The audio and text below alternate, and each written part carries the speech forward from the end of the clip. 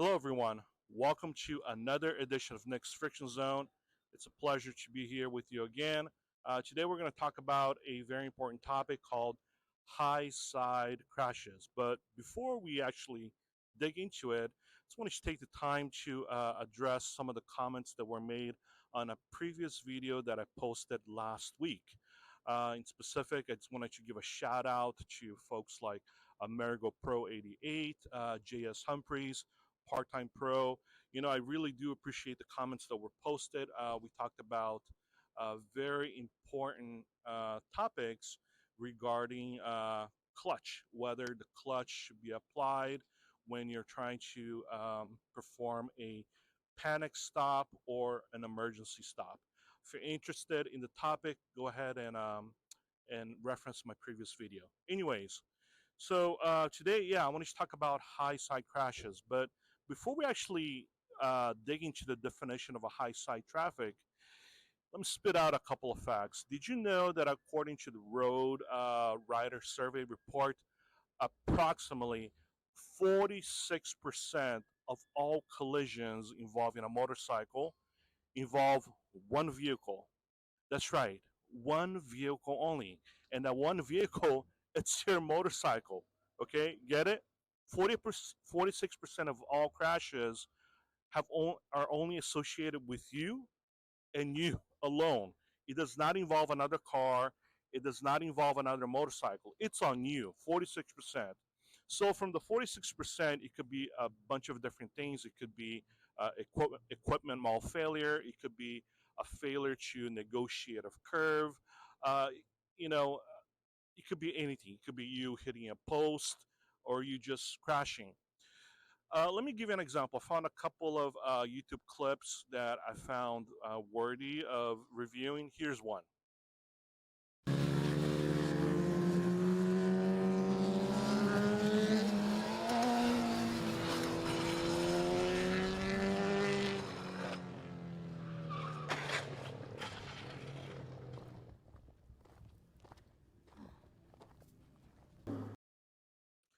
Okay, so this rider had an equipment failure where his chain broke, and that caused a very unfortunate incident where he high side crashed. Okay, so let's talk about high side crashes and low side crashes.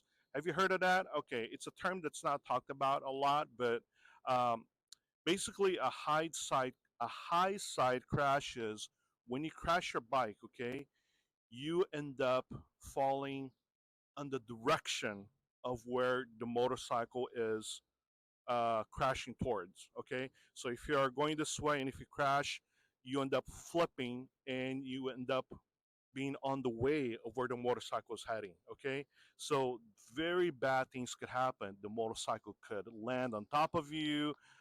You could be on the way to where God knows where. It could be a cliff, or you are heading towards a barrier or another vehicle.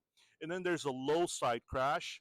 That is, it's not as bad. I guess. Well, all accidents are bad, right? You want to avoid all crashes, but a low side crash, at least you will be falling on the direction opposite to where uh, your motorcycle is heading. Okay, so by that you would have an advantage of not being on the way and being able to use this big hunk of metal as a potential shield for where the crash is going to be headed to.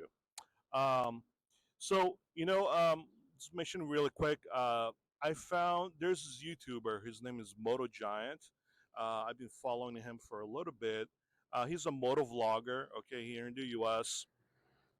And a very unfortunate thing happened where he was riding down on the freeway. If you want more details, go to his channel. But my understanding is that he had a sleeping bag that was attached to his sissy bar, and he was using bungee cords to tie everything together. And basically, what happened is that the sleeping bag came loose, got caught under the rear wheel, and as a result of that, his rear wheel locked up, and he ended up flipping in a high side crash. So as a result, the motorcycle ended up landing on top of his body, and more specifically his feet. So what happened? He crushed his foot, and he had to have his foot amputated. That's right. He had his foot amputated. Very unfortunate incident. I don't really want to promote this type of thing, but check out the video or check out his channel if you're more interested. Well, this is the type of thing that we want to be aware of. Like I was saying before, 46% of all crashes are attributed to a single vehicle. So there are things that you can do. You can be better prepared. You can make sure that your equipment is prepared, checked. Make sure that you don't have silly things like things attached to your sissy bar on a bungee cord. Try to have proper equipment. But in specific, I wanted to talk about the usage of your rear brake. Okay, this is something that we touched slightly on a previous video that I made. Um, what I found interesting about all the comments that I read in previous videos, including America Pro, is progressive braking.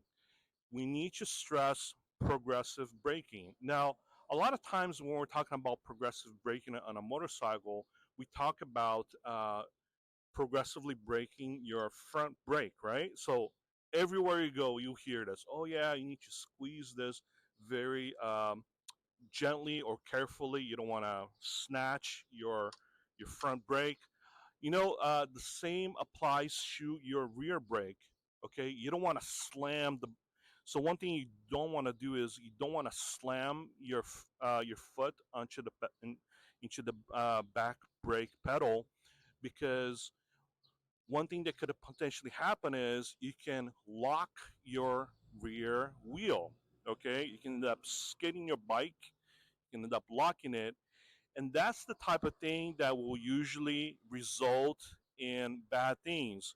More specifically, if you lock your rear wheel, you could end up catapulting yourself into a high side crash. Okay, that's really all I have. Would you like me to demonstrate? No, I will not demonstrate. That's not going to happen. I love my life. I love my foot way too much. So, no, thank you. But, I think what I'm going to do is for the next few weeks when I start posting videos, I'm going to start talking more about motorcycle safety and things to be aware of. So, really, I don't have a lot to add in today's video other than please be mindful when progressively braking. You need to progressively brake not only your front brake, but also your rear brake. Okay, that's all I have for today, guys. Again, I just want to thank you all for your support. This is a very small channel. I don't have a lot of subscribers, but I notice people that watch and people that post comments. If you have a comment to add, um, go ahead and post it. Love to hear from you. You know, um, I really want this channel that I have to be a free flowing channel where people of different walks and different experiences in the motorcycle community can add their take. Just, be reasonable, be nice. Well, that's all I have for today, guys. Until next time, take care. Bye.